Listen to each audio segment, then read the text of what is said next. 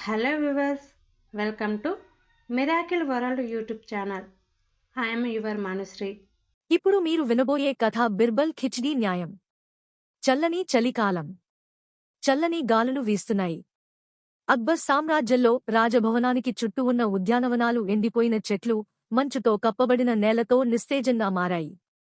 ఈ తీవ్రమైన చలి మధ్యలో కూడా మోఘల్ చక్రవర్తి అక్బర్ మరియు అతని నమ్మకస్తుడు బీర్బల్ సాయంత్రపు నడక కోసం రాజభవన సరస్సు ఒడ్డునకు వచ్చారు.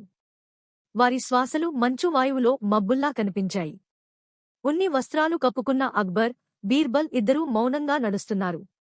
అప్పుడు బీర్బల్ ఆ మౌనాన్ని భంగం చేస్తూ తాత్వికంగా అన్నాడు, మహారాజా, మనిషి స్వభావం గురించి నేను ఇటీవల చాలానే ఆలోచిస్తున్నాను.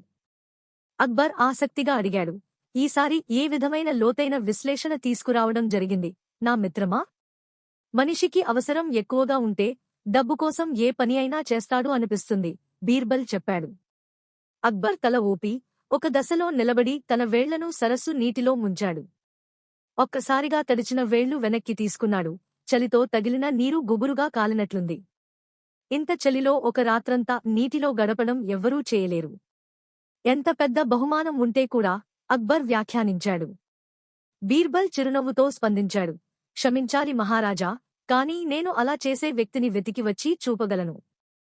అక్బర్ నవ్వుతూ అన్నాడు, బాగుంది బీర్బల్.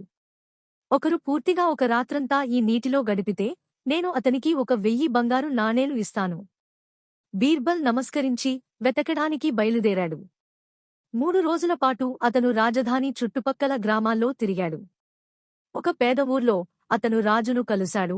ఒకప్పుడు ప్రఖ్యాతమైన నేతన్న, కాని భార్య మరణంతో జీవితం కూలిపోయి 3 పిల్లలను పోషించలేక విపరిణామంలో పడ్డాడు. బీర్బల్ వివరించగా రాజు యొక్క కళ్లలో ఆశ మెరిసింది. 1000 బంగారు నాణేలు అయితే నా పిల్లల భవిష్యత్తు మారుతుంది. ఒక్క రాత్రి బాధపడ్డా పర్లేదు అన్నాడు. ఆ రాత్రి రాజు సరస్సు వద్దకు వచ్చాడు. చలితో వణికిపోతూ అతను నీటిలోకి అడుగు పెట్టాడు. అక్బర్ ఒడ్డున కూర్చుని నిబంధనలను మరోసారి వివరించాడు. నీవు పొద్దున సూర్యోదయం వరకు నీటిలో ఉండాలి. గార్డులు నిన్ను గమనిస్తారు. రాజు తల ఊపి నీటిలోకి అడుగులు వేశాడు. రాత్రంతా అతను విపరీతమైన చలికి వ్యతిరేకంగా పోరాడాడు. ఒళ్ళు గొరిగిపోయింది, చేతులు నొప్పిగా మారాయి. కాని దూరంలో ఉన్న వీధి దీపాన్ని చూస్తూ, దాని వెలుతురులో శక్తిని ఊహిస్తూ మనోధైర్యంతో గడిపాడు. ఉదయాన అతన్ని తీసుకువచ్చిన గార్డులు అక్బర్ ముందుకు తీసుకువచ్చారు. నిజంగా నీవు రాత్రంతా నీటిలో ఉన్నావా? అడిగాడు అక్బర్ ఆశ్చర్యంతో. అవును మహారాజా, రాజు కంపించుకుంటూ అన్నాడు. ఎలా సాధ్యమైంది? చలి భరించలేనిది, రాజు వీధి దీపం వైపు చూపుతూ అన్నాడు. ఆ దీపాన్ని చూస్తూ దాని వెలుతురులో మనోధైర్యం పొందాను. అక్బర్ ముఖం కఠినంగా మారింది. ఆహా! వెలుతురు ద్వారా నీవు వేడి పొందినట్లే. కాబట్టి నీవు నిబంధనను ఉల్లంఘించావు.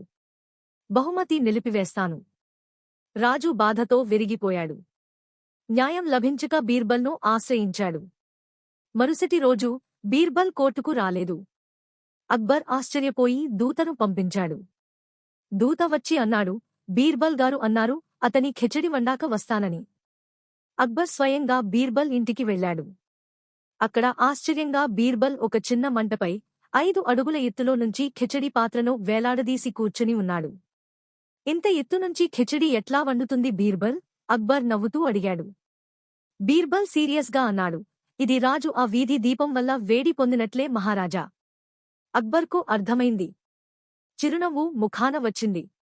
మళ్ళీ నీవు నన్ను బుద్ధిమంతుడిని చేశావు బీర్బల్ అన్నాడు.